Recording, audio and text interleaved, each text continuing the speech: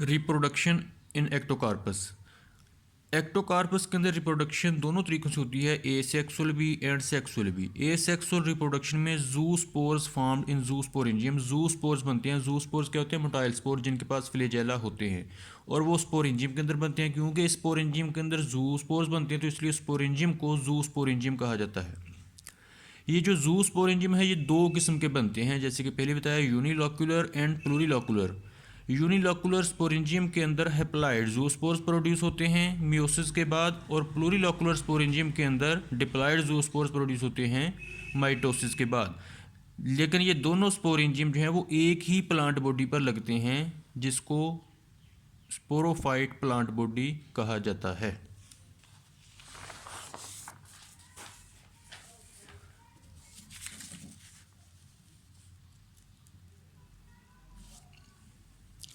Unilocular sporangium formation कि unilocular sporangia जो है वो बनता कैसे है।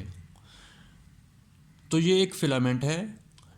ये बनते हैं terminal cells of short filament, क्योंकि ब्रांच सिस्टम है, एक बड़ी ब्रांचों से छोटी ब्रांच, छोटी ब्रांच के ऊपर फिर छोटी ब्रांच लगी हुई होती है। तो ये छोटी ब्रांच के जो टर्मिनल सेल्स होते हैं वहाँ से आगाज़ होता है स्पोरेंजियम के बनने का, चाहे वो यूनिलॉक्यूलर हो या प्लूरिलॉक्यूलर स्पोरेंजियम हो।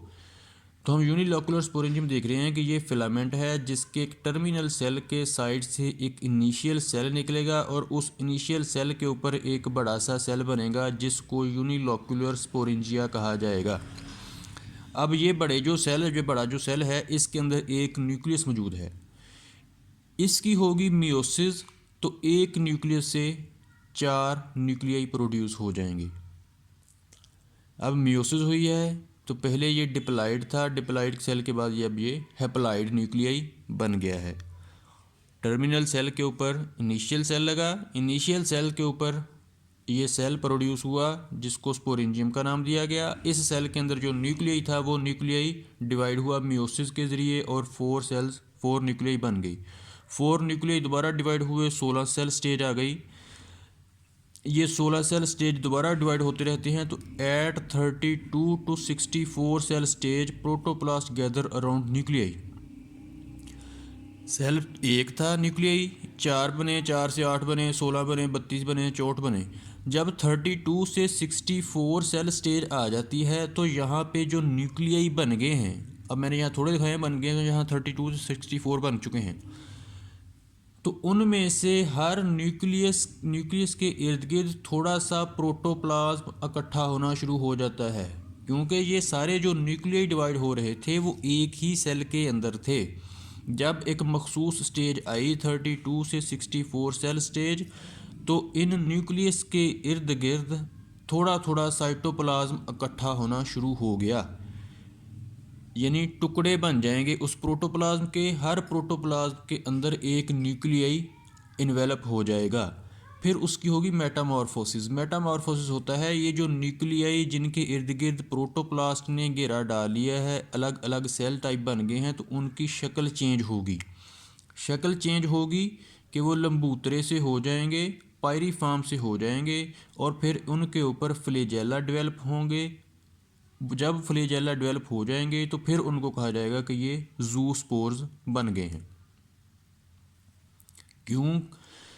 क्योंकि जब फ्लैजेला डेवलप हो गए तो इसका मतलब है कि वो मूवमेंट कर सकेंगे। फाइनल जो शेप है वो इस तरह की इख्तियार कर लेंगे, जिसके पास 2 फ्लैजेला होंगे। ऊपर वाला जो फ्लैजेला है वो लॉन्ग होगा, नीचे वाला जो फ्लैजेला है वो शॉर्ट होता है। ये कहाँ बने? इस स्पोरेंजियम के अंदर। न्यूक्लियस एक था, मियोसिस हुई तो 4 बने, 4 से 8 बने, 8 से 16 बने, 16 के बाद 32 बने। 32 से 64 के दरमियान जब इस स्टेज पे पहुंचते हैं तो हर न्यूक्लियस के इर्द गिर्द थोड़ा सा साइटोप्लाज्म, ये जो ब्लू लाइन में दिखाया गया है, इकट्ठा होके अलग अलग होना शुरू हो जाते हैं। फिर इनकी होती है मेटामॉर्फोसिस, यानी वो जो सेल बने थे कि सेंटर में न्यूक्लियस इर्द गिर्द प्रोटोप्लास्ट, वो अपनी शक्ल थोड़ी सी चेंज करता है। फिर उसके साथ फ्लैजेला डेवलप हो जाते हैं और वो फाइनल शक्ल जूस्पोर की डेवलप कर लेता है, जूस्पोर की शक्ल इख्तियार कर लेता है। अब क्योंकि ये जूस्पोर्स बने हैं मियोसिस के नतीजे में, तो इसलिए इन जूस्पोर्स को मियोजूस्पोर्स भी कहा जाता है। मियोसिस के नतीजे में बने हैं, इसलिए इनको मियोजूस्पोर्स कहा जाता है, और ये हेप्लाइड होते हैं। यहाँ पे ये सारे बने हैं, ये स्पोरेंजियम रप्चर होगा और यहाँ से मियोजूस्पोर जो हैं वो रिलीज हो जाएंगे। तो ये है यूनिलोक्यूलर स्पोरेंजियम फॉर्मेशन। यूनिलोक्यूलर इसको इसलिए कहा गया कि इसके अंदर ये सारे के अंदर सिर्फ एक कैविटी ही मौजूद होती है। सेल जो है वो एक ही रहता है, मेन जो बॉडी है उसकी कैविटी एक ही रहती है। सेकंड आती है प्लूरीलोकुलर स्पोरेंजिया फॉर्मेशन।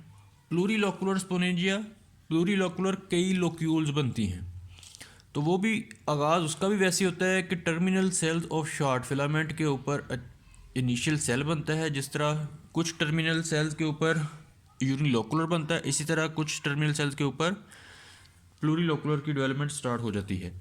इनिशियल सेल बना, इनिशियल सेल के ऊपर ये स्पोरेंजियम बना, स्पोरेंजियम के अंदर एक न्यूक्लियस है। अब ये न्यूक्लियस डिवाइड होगा माइटोसिस के नतीजे में।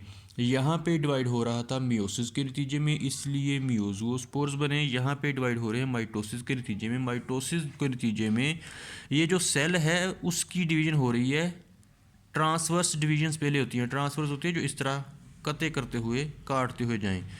1 से 2 सेल स्टेज, 2 से 4 सेल स्टेज, 4 से 8 सेल स्टेज, ये सारी डिवीजन जो हैं वो ट्रांसवर्स डिवीजन्स कहलाती हैं। हर डिवीजन जो है वो माइटोसिस हो रही है, यहाँ पे मियोसिस नहीं होती। माइटोसिस के नतीजे में 1 सेल से 2, 2 से 4, 4 से 8 सेल बन जाते हैं। हर सेल के पास न्यूक्लियाई मौजूद होता है।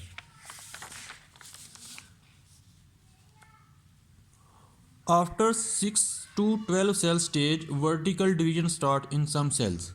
अभी तक जितनी डिवीजन्स हो रही थी वो थी सारी ट्रांसवर्स डिवीजन्स, लेकिन 6 से 12 सेल स्टेज के दरमियान जाके वर्टिकल डिवीजन भी कुछ सेल्स में होना शुरू हो जाती हैं। जैसे कि ये ट्रांसवर्स डिवीजन थी, उनके अंदर अब कहीं कहीं ये वर्टिकल डिवीजन्स भी स्टार्ट होती रहेंगी। इस तरह इनके अंदर फर्दर डिवीजन्स होती रहेंगी, वर्टिकल भी, ट्रांसवर्स भी, वर्टिकल भी, ट्रांसवर्स भी। तो इस तरह मुख्तलिफ खाने से बन जाएंगे, मुख्तलिफ रोज़ लाइनें बन जाएंगी। इन रोज़ को, लाइनों को टायर्स कहा जाता है।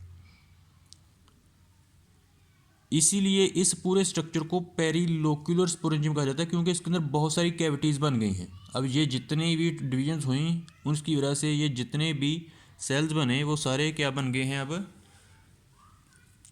मुख्तलिफ लोक्यूल्स बन गए हैं।